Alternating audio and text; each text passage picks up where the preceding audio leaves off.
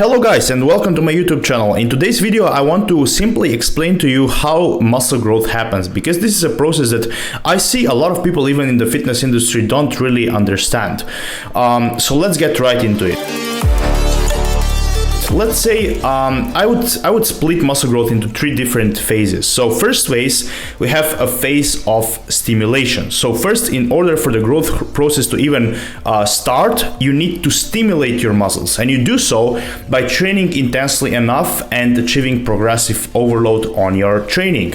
You need to be getting stronger with time and keep exposing your muscles to some kind of new levels of intensity and stress that they weren't exposed before. So you stimulate them to grow. So you send them signal, hey, I want you to grow. You need to grow bigger and stronger. So next time I expose you to same amount of stress, you will be able to handle and tolerate these new levels of stress and intensity.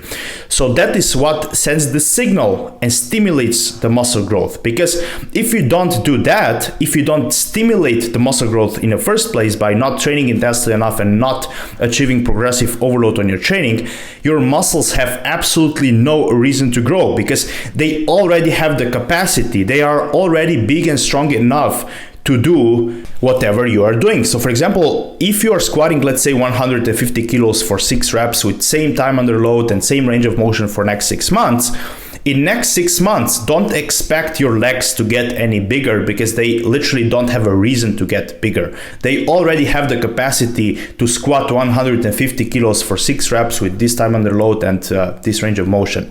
So there's no reason for them to grow. If you want your legs to grow though, you need to attempt what is beyond your existing capacity and try to achieve some progression. So that maybe means put a little bit more weight on a bar, do 7th rep, control your negatives a bit more. There are obviously many ways you can achieve progressive overload through, but simply said, you need to be getting stronger with time and increasing your training intensity, so you keep providing new stimulus for muscle growth. So if there's no stimulation in the first place, the growth process will not even start, because there's no reason for it to start. So you can be going to the gym for 2 years, for 3 years, for 5 years, for 10 years. If you are not achieving progression and getting stronger over time and providing the stimulus for growth, you will not grow. You'll be pretty much just maintaining your muscles at the gym, and that's pretty much what you'll be doing, just maintaining your muscles and training, just having like a physical activity, but you will not grow. That was the first phase. First phase of muscle growth is the stimulation. You first need to stimulate the growth so it can even start the process.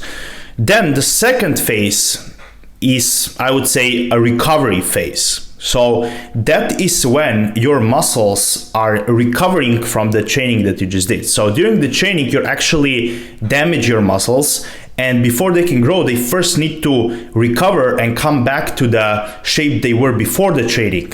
For that, you should give your muscles enough time to rest before you train them again. You should have enough sleep, you should have proper nutrition, you should have as optimized hormones as possible, so you speed up the recovery process as fast as possible.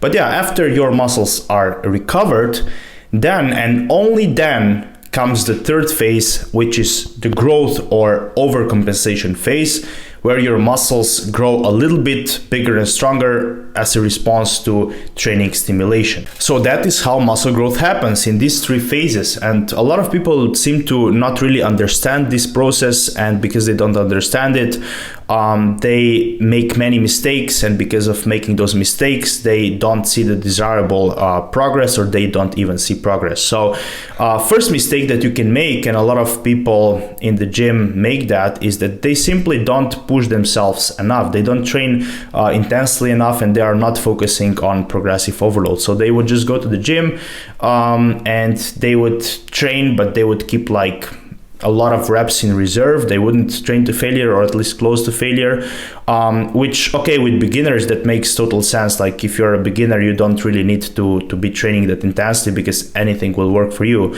But as you get out of this beginner phase, you actually need to be training close to failure or to failure in order to be stimulating new muscle growth. And a lot of people that are not beginners anymore are still not doing that. They are still training not intensely enough, and they're not stimulating the muscle growth. So if you're not training intensely enough, and if you're not achieving progressive overload on your training, you will not start the growth process in the first place, and you will simply not grow and not see results that you want.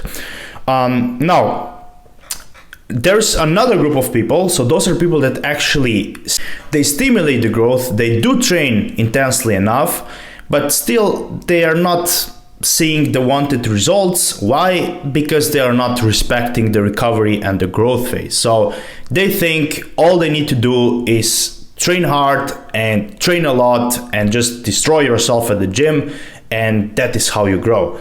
So they don't understand that growth will not happen if you are not recovering from that stimulus that you provided. So you train, you provided stimulus for growth, but growth will only happen if you allow for recovery and growth phase to take place. Once you complete all three phases, that is when you will see that you've grown, that your muscles got bigger and stronger. But if you cut off the recovery and the growth phase by either training too much or too often, or not sleeping enough, or not eating enough protein, and not allowing your muscles to actually recover and grow, you will not grow, no matter how hard and how much you are training. A perfect example of this would be, let's say, when you see someone saying, my chest is a lagging body part, so I need to bring it up. That's why I'm training it 3 times weekly and doing high intensity and high volume at the same time. And then you see that person after 6 months, let's say, and you look at his chest and you're like, what the fuck happened? His chest looks so much smaller. He lost muscle mass. Well, he so grossly overtrained his chest that not only he cut it off the growth phase and his chest didn't grow, but actually he also cut it off the recovery phase, and his chest was so overtrained it didn't manage to recover. So that's why it actually lost muscle mass. So if you want your muscles to grow, you need to complete all these 3 phases. First, you need to stimulate the growth by training intensely enough and achieving progressive overload on your training and getting stronger from week to week. That is why I always preach high intensity training, because with that style of training, you'll make sure that you are providing the stimulus for growth, but at the same time, you're having low volume and low training frequency. So you make sure that you're recovering from the training and not cutting off these other 2 phases. And then you need to recover from the stimulus. And once you recovered from the stimulus and allowed the growth to take place, only after all these 3 phases are completed, you will see the wanted results. Cut off one of these 3 phases and your results will be gone. And yeah, that's pretty much it for today's YouTube video, guys. I hope you find some value in it. I hope you learned something useful that you can apply in your training and your fitness or bodybuilding journey. And yeah, like always, don't forget to like, subscribe, comment, share to support the channel's growth. If you need online coaching, you can find me and text me on Instagram, and see you in next video.